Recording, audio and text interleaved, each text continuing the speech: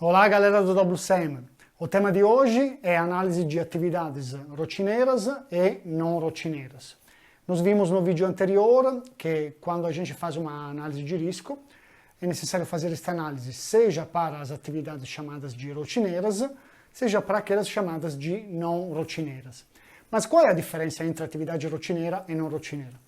Com base no WSEM, a diferença entre uma e outra é que a atividade não rotineira não é definida, não é determinada por um procedimento operacional padronizado ou um procedimento de manutenção padronizado. Ou seja, não existe uma SOP ou uma SMP escrita para definir que tipo de atividade executar e como executá-la.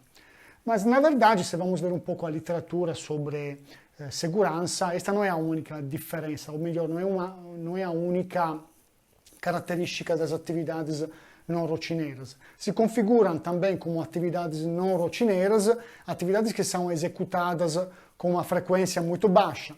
Então, o operador pode esquecer como executá-las. São consideradas não rotineiras também atividades para as quais o operador não recebeu um treinamento adequado. E em algumas partes da literatura de segurança também são consideradas rotineiras e deveriam, na minha opinião, ser consideradas atividades não rotineiras, aquelas atividades que não entram dentro dos requisitos da descrição de cargo de um determinado operador, de um funcionário da empresa. É lógico, um operador nunca deveria executar atividades que não são definidas pela própria descrição de cargo. Mas é fato que nas empresas, às vezes até por um mau hábito, um mau costume, as pessoas acabam executando tarefas que não são definidas dentro da descrição de cargo. E, neste caso, podem se expor realmente a riscos de segurança.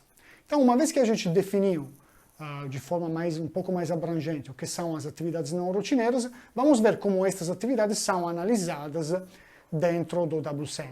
A análise é feita através de um formulário, que é aquilo que podemos ver aqui ao lado. Esse é um formulário de análise de atividades não rotineiras, constituído por 5 seções diferentes. A primeira é uma avaliação inicial.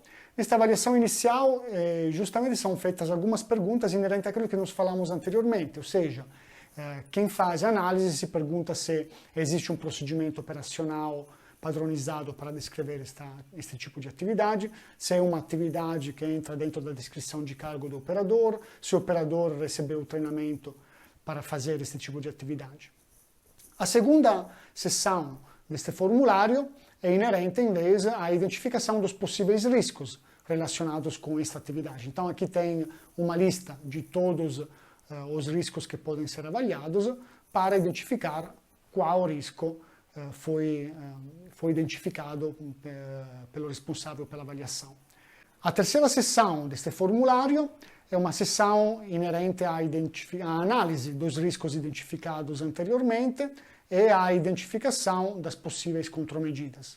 A quarta seção é dedicada a identificar os EPIs necessários para executar aquela atividade que nós estamos analisando, obviamente. E a última sessão é uma sessão dedicada para receber a liberação do líder direto para o funcionário executar aquela atividade. Então, este é o formulário de análise. Agora, qual é a finalidade deste tipo de análise? Basicamente, a finalidade da análise de atividades rotineiras e não rotineiras é aquela de transformar todas as atividades não rotineiras em atividades rotineiras. Para fazer isso, é necessário desenvolver procedimentos operacionais padronizados ou procedimentos de manutenção padronizados para descrever detalhadamente todas estas atividades que são consideradas não rotineiras.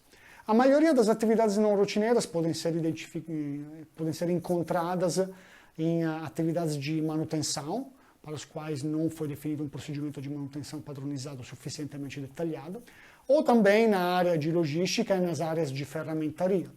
Então, estas áreas são normalmente aquelas que são sujeitas há uma maior incidência de atividades não rotineiras e, se vamos ver as estatísticas e também um pouco a minha experiência pessoal, e também correspondem também aos lugares onde acontecem a maioria dos acidentes, justamente porque a maioria dos acidentes de verdade acontecem executando atividades de tipo não rotineiro.